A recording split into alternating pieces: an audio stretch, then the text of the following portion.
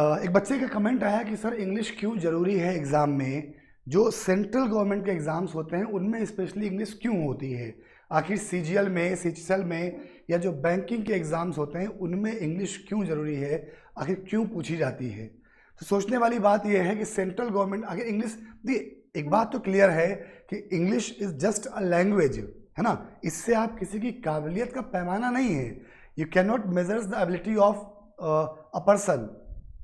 It's just a language just to communicate with the people who are unable to get things in your mother tongue, है ना। ऐसे लोग जो आपकी मातृभाषा में बात नहीं कर पा रहे हैं, उनके से कम्युनिकेट करने का माध्यम मात्र है, ये मीडियम है उन लोगों से बात करने का जो इनको आपकी लैंग्वेज नहीं आती। इसके अलावा कोई काबिलियत का इससे कोई लेना देना नहीं है। अब एग्ज़ाम में इंग्लिश क्यों पूछी जा रही है। मान लीजिए आप रहने वाले हैं यूपी के एक शहर शाहजहांपुर के। अब पोस्टिंग आपकी कहाँ हो गई भाई, सेंट्रल गवर्नमेंट की जॉब आपने क्वालिफाई करी, सीजीएल क्वालिफाई किया, प्रिवेंटिव ऑफिसर आप हो गए और पहुंच गए कहाँ, चेन्नई। अब चेन्नई में जो लोग आपको मिलेंगे वो कन्नड़ बोलेंगे, तमिल बोलेंगे, तेलुगु बोलेंगे, आसपास सराउंडिंग में जो लोकेलिटी मेन लैंग्वेजेस हैं वो बोलेंगे। आपको हिंदी आती है, उनको तमिल आती है, तेलुगु आती है, कन्नड़ आती है। ना आप अपनी बात उनको समझा पा रहे हैं, ना वो आपको अपनी बात समझा पा रहे हैं। तो उस कंडीशन में मान लीजिए आपको भूख लगी है, तो कैसे आप कम्युनिकेट करोगे उनसे, कैसे बोलोगे हमें भूख लगी है, मतलब खाने के लिए तो आपने कह दिया और दूसरी इमरजेंसी सुविधाओं के लिए कैसे बोलोगे आप। तो वो दिक्कत आपको फेस ना करनी पड़े, तो बेसिक कम्युनिकेशन के लिए, फंडामेंटल कम्युनिकेशन के लिए एक लैंग्वेज, क्योंकि भारत या दूसरे जो कंट्रीज़ हैं वो बहुत समय तक अंग्रेज़ों के गुलाम रहे, तो लगभग थोड़ी थोड़ी अंग्रेजी सबको समझ में आती है। तो जो बेसिक कम्युनिकेशन है, जो फंडामेंटल चीज़ें आपकी हैं, एटलीस्ट वो आप कम्युनिकेट कर पाए लोगों से।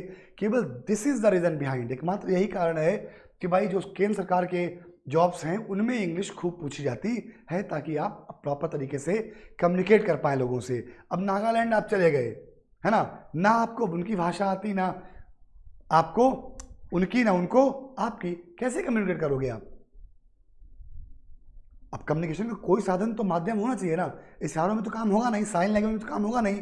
तो इसके लिए इंग्लिश जो है एग्जाम से पूछी जाती है और आनी भी चाहिए, काबिलियत के लिए नहीं। लेकिन अगर किसी की भाषा आपको आती है तो आप किसी भी अदर देश में भी जाओगे तो आप कम से कम जो बेसिक्स हैं उनके लिए आप कम्युनिकेट कर पाओगे लोगों से।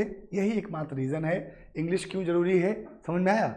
इंग्लिश इसलिए ज़रूरी नहीं है कि आप बहुत काबिल हो जाओगे, इंग्लिश इसलिए ज़रूरी है कि आप उन लोगों से भी कम्युनिकेट कर पाओगे जिनको आपकी मातृभाषा नहीं आती है। मान लीजिए आपकी पोस्टिंग हो गई बेंगलोर, आपने कन्नड़ सीखी, फिर हो गई तमिलनाडु में तमिल सीखी, तो क्या ज़िंदगी भर लैंग्वेज सीखते रहोगे? प्रैक्टिकली पॉसिबल नहीं है। कभी चाइना चले गए तो क्या मंडालियन सीख लोगे? तो बेसिक कम्युनिकेशन के लिए इंग्लिश ज़रूरी होती है, और अच्छी बात भी है, बेसिक कम्युनिकेशन के लिए इंग्लिश आपको आनी भी चाहिए। इसके रिगार्डिंग एक मैं क्लास स्टार्ट कर रहा हूँ जिसमें बेसिक इंग्लिश जो है वो मैं स्टार्ट करूँगा, ठीक है। हमारे channel success with Ashutosh sir पे वीडियो को शेयर कीजिएगा, नोटिफिकेशन बेल जो भी होता हो सब कर लीजिएगा, सब कुछ आपको वहाँ से मिल जाएगा। चाहे कम्पिटिटिव इंग्लिश हो, चाहे स्पोकन इंग्लिश हो, दोनों पर हम काम कर रहे हैं आपके लिए, और जल्द ही बहुत बेहतरीन तरीके से आपको इस पर पढ़ाने वाले हैं, ठीक है। तो आगे पढ़ते रहिए, बढ़ते रहिए, सीखते रहिए, आनंद लेते रहिए और लोगों से कम्युनिकेट करते रहिए। जय हिंद, जय भारत। Thank you. जय हिंद।